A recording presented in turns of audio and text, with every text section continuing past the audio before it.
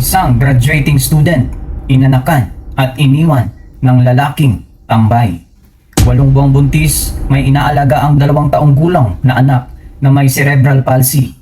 Pero sa panahong kailangan niya ang ama ng kanyang mga anak, iniwan umano silang walang sapat na sustento.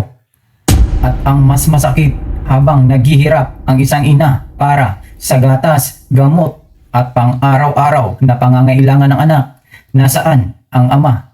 Umabot tuloy ang kanilang problema kay Rafi Tulfo, at dito isang matinding babala ang natanggap ng lalaki. Ma'am Gina, magandang hapon po.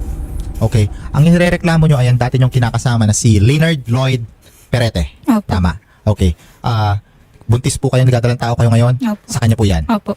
Bukod po dyan, may iba pa kayong anak? Opo, yung panganay po namin may cerebral palsy po. Ilang taon na po? 2 years old. 2 years old. Okay. Bakit kayo naghiwalay ni Leonard? Ano lang po bigla lang po siya umalis sa bahay. Tapos Okay. hindi niya na po pinapansin yung mga chat. Kailan po yan? Una po, ngayong taon po kasi pabalik-balik po siya sa amin. Aalis, tas babalik. Opo. Gano'ng katagal na ba kayong nagsasama? 2 years po, mula po nung pinanganak yung panganay namin. 2 years. Okay. Tapos, prior ng, kailan siya huling umalis? Nung September po. September. Opo. Prior yon, nag-aaway ba kayo? Ano po, hindi na po kami okay mula nung umalis siya sa trabaho in January. Hindi na po siya nagbibigay ng kahit ano. Okay, ba't daw siya umalis sa trabaho?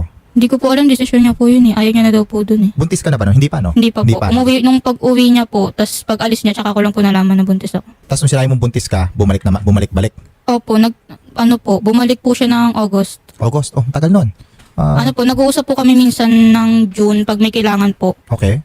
Yung mama niya po kasi yung nagbibigay dati, tapos siya po naghahatid sa bahay pag may biniling gatas or diaper, ganun po. Tapos hanggang ngayon, wala na talaga. Wala po. Simula Nagbibigay po September. yung magulang niya, pero ano na rin po, hirap na din po kasi yung magulang niya magbigay. Sa Siya kulang po. kulang. Opo, siya po, hindi po. Ano ba ang suspecha mo? May iba na ba siya? Ano ba? Hindi po. Ang ano lang po, ang lagi niya sinasabi sa akin, wala daw po siyang mahanap na trabaho. Ayun ang more or less away nyo. Parang ganon. Opo, kasi mag-iisang taon na po, hindi po siya nakakaanong maayos na trabaho. Tama naman din. January na next month. Opo. January na siya umalis ng trabaho niya. Opo. Tapos ilang months ka na? Ngayong December po manganganak. Kabuanan mo ngayon. Opo. Oh. Tapos wala pa rin siyang trabaho. Sabi niya po ngayon may sideline daw po, pero wala daw pong natitira. Sabi ko kahit pang diaper man lang po mag-abot, sabi niya wala daw po talaga natitira Ilang sa taon na ba kanya. tong si Leonard? 24 po. 24 sa tanda ng ano sa'yo? Sa tanda ng isang taon? Opo. Okay. Pero 22 kayo naging magkarelasyon. Paano ba nakilala si Classmate po nung high school. Leonard? Hello po. Magandang hapon, si Attorney Ilayo to ng Wanted sa radyo. Bakit sinasabi niya umalis ka daw ng September at hindi na nakikipag-contact pa sa kanya? Hindi naman po ako umalis. Pinalis niya po ako sa bahay namin po. Pero normal na away lang po yun na magkalibin po. Kaya lang po di na po ako bumalik sa bahay. Hindi naman po kami nag-away nun Hindi normal na away yun. 3 buwan ka na hindi umuwi. Opo. Tama ba? Opo. Hindi mo na kinokontaktong si Gina. Di naman po, nag-uusap pa rin po kami sa... Hindi po siya nag-reply. Nag-reply lang po siya nung isang gabi po. Na Kailan nagsabi yan? siya may sideline daw po siya. Okay. May Pero- trabaho ka ba ngayon, Leonard? May sideline po, nag-ice cream po. Server po ng ice cream po. Okay. Anong plano mo dito sa mga anak mo? Magiging 2 na to. Naghanap naman po ako ng trabaho po. Kaya lang po hindi po ako natanggap po ng mga nakaraan po. Ilang buwan na po yan. Yan lagi niyang sagot. Mag-iisang taon ka na raw kasing walang trabaho. Tama ba? Opo. Ba't ba umalis ka noong January? Umalis ka daw sa trabaho mo ng January. Opo, umalis po ako nun. Kasi po, yung tawag po nun, malayo, hindi na po nag-work from home setup po yung sa amin po. Malayo po yung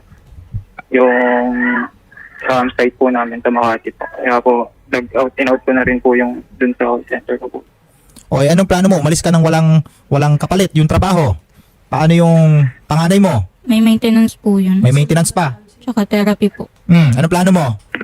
Paano rin naman po ako, kaya lang po hindi na po nakakapaghanap po ng trabaho, hindi pa po natatanggap. Ano, babalikan mo pa ba tong si Gina? Hindi na. Pabalikan po. Babalikan mo, Gina? Tatanggapin mo ba? Hindi po. Hindi na.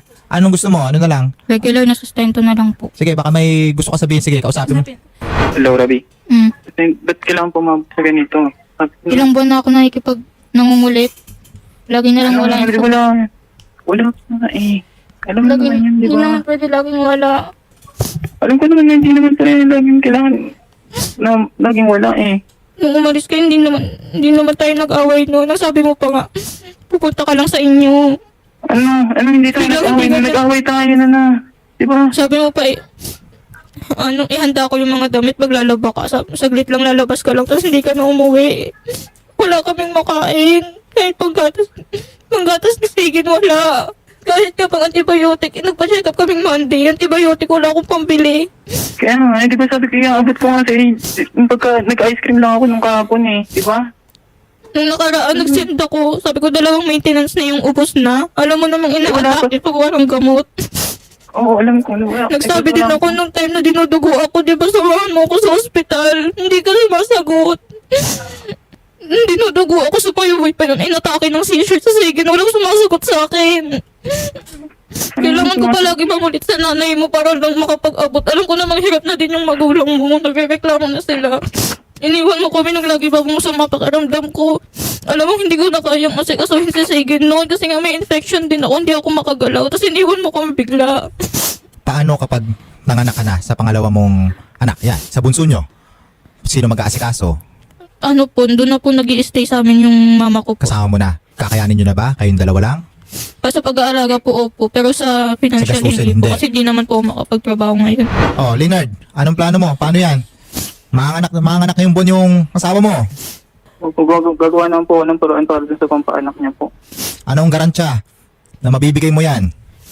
Yung gatas nga po, hindi na ako. Oh, kasi nga, yung gatas nga man lang daw, buwan-buwan. Yung maintenance ng panganay nyo. Sa ngayon ha, yun pa lang, hindi na mabigay. Opo. Anong plano mo? Maghanap naman po ako ng trabaho tsaka Saka ano?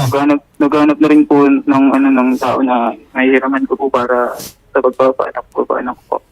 Magtatrabaho naman. Naghanap naman po ako ng trabaho. Hindi pwede yung ganyan. Graduate. Psychology. Asan ka ba ngayon? Andito po sa may BGC po, nag-ice cream po. May iba ka nang kinakasama? Wala po. Bakit umalis ka sa bahay nyo? Opo. Hindi naman po ako, nag-away po kami niyan. Hindi ko po alam kung ba't sinabi niyo po hindi po kami nag-away. Pero nag-away po kami nun. Nung araw na po yun, hindi. Ilang araw na po kami hindi nag-uusap kasi sabi niya po, naghahanap daw po siya ng trabaho. Lagi ko lang po siya nakikita naglalaro sa computer mula gabi hanggang umaga. Oh, Tapos, matugan ka daw. sabi niya naghahanap naman daw po siya.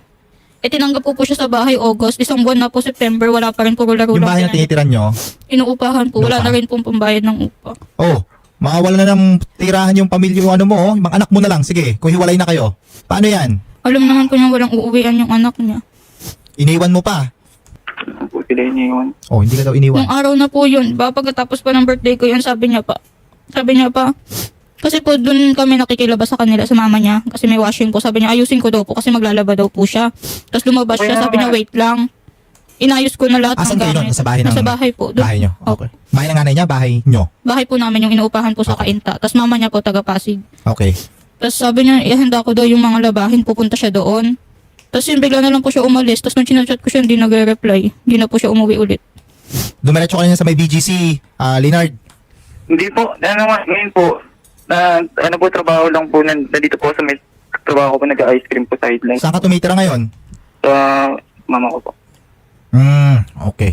Confirm mo ba? Nasa mama niya talaga? Oo. Nung mga nakaraang buwan po, nagbibigay pa po yung mama niya. Kaso ngayon wala na rin po, hindi na rin po kaya.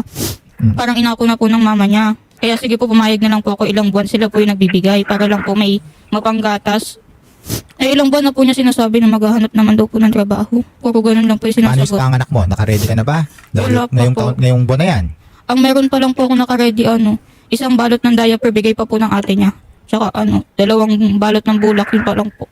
Oh, Leonard? Ang gagawin natin dito? Gagawin ko po ng paraan para po makabili ng mga... Oh, ngayong buwan. Ano makukumit mo ngayong buwan? Sige, dito muna tayo. Total, mga anak, ayun ang pinaka-urgent natin. Ano makukumit mo ngayong buwan? Babayaran po muna yung PhilHealth niya para po para mabawasan po yung sa panganganak niya po. Baka late na yan, ha? Yung gatas Hindi po, po. lang po ang huling nabigay lang po sa akin ng parents niya, pang 3 days na gatas po. Pang? 3 days na gatas. Kasi yung gatas niya po, hindi po siya pwede yung yung mumurahing yung reseta po ng doktor. Para sa panganay to? Opo. Para sa panganay? Tapos yung gamot po, paubos na po yung maintenance niya, wala din pong pambili. Kung magabalak ka mag-file ng kaso, pwede naman yan. No? Pwede yan. Emotional abuse, pwede rin economic abuse. Okay? Pero, baka gusto mong bigyan ng chance muna. Eto, last chance. Pag hindi talaga umayos, hindi tinupad yung mga pangako, we'll help you. Okay? Kasi sa ngayon, kung hahati mo attention mo sa pag-file ng kaso at sa pag-aalaga ng bata, may hirapan ka. So ngayon, bigyan lang natin ng chance. Leonard, asahan ba namin yan yung this month? Opo. Makikipag-contact ka ba dyan kay Gina? Kasi hindi mo to kinakausap eh. Nakausap ko naman po. Ang huling reply niya lang po nga nung isang Kailan yan? gabi. Kailan Nung yan? isang gabi po. Kailan yan? Nung isang gabi po. Before po yun, di po siya sumasagot. Simula September, kinokontakt mo siya. Opo, minsan bihira lang po mag-reply. Nakikita ko naman yung mga chinachat mo sa akin eh. Yun nga po, sinisin niya lang po lagi. Kahit sabihin ko na simot na yung gatas, sinisin lang po. Eh wala pa nga pang... Yung mama niya lagi yung gumagawa ng paraan. O Leonard, makiusap ka dito kay Gina. Kasi pag sinabi niyang pa-file lang ka ng kaso nito, tutulungan namin to. Sabi, huwag naman ganyan. Ba't nung ako nakikiusap? Ilang buwan na. Nung ako nakikiusap, wala namang pumapansin sa akin. Diba ilang beses na ako nalipasan ng gutom si Sigin kasi nagre-reply po yung mama niya. Una po sinisin lang ako, magre-reply po pag talagang simot na yung gatas, umiiyak na sa gutom yung anak ko. Wala na, di naman ka. Hindi na ako nagbibigay si Papa at magadag sila eh, di ba? Ilang buwan naman ako nagpahaba ng pasensya eh. Nagsettle ako dun sa paunti-unting bigay ng magulang niya kasi alam ko naman kung hindi nila obligasyon na sinalo lang po nila kasi naaawa sa anak ko. Sa sitwasyong ito, isang bagay ang malinaw. Kapag naging magulang ka na, hindi natatapos ang responsibilidad mo dahil lamang naghiwalay kayo ng iyong partner. Maaaring matapos ang relasyon ninyong dalawa, pero hindi nawawala ang pagiging ama o ina sa iyong mga anak. Maiintindihan natin na maaaring mawala ng trabaho at dumaan sa matinding problema sa pera ang isang tao. Pero kung kapos ka, hindi ibig sabihin na wala ka ng kailangang gawin. Kung maliit lang ang kaya mong ibigay, magbigay ka ayon sa iyong kakayahan. Kung wala kang pera, humanap ka ng paraan para makatulong sa pag-aalaga at huwag basta mawala. Lalong mabigat ito kapag ang anak ay may espesyal na pangangailangan at nangangailangan ng tuloy-tuloy na gamot, gatas at pag-aalaga. At para naman sa mga magulang na nagkahiwalay, huwag gawing sandata ang mga anak sa inyong away. Ang problema ninyong dalawa ay problema ng matatanda. Ang bata ay walang kasalanan at hindi dapat siya ang magdusa dahil sa galit, tampuhan o pagkasira ng relasyon. Kaya sa lahat ng nanay at tatay, tandaan ninyo ito.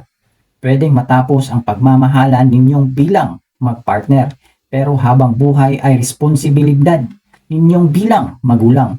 Hindi kailangang maging mayaman para maging responsabling magulang. Ang kailangan ay pagsisikap, presensya, malasakit at paninindigan. Dahil sa huli, hindi naman pinili ng mga bata na ipinanganak sa mundong ito. Tayo ang nagdala sa kanila rito. Kaya responsibilidad natin, huwag silang pabayaan. Sa huli, maaaring matapos ang relasyon ng magulang, pero hindi kailanman matatapos ang responsibilidad sa anak. Walang kasalanan ang mga bata, kaya huwag silang hayaang magdusa sa problema ng matatanda. Kung may aral kayong nakuha sa kwentong ito, i-share ang video at huwag kalimutang mag-subscribe.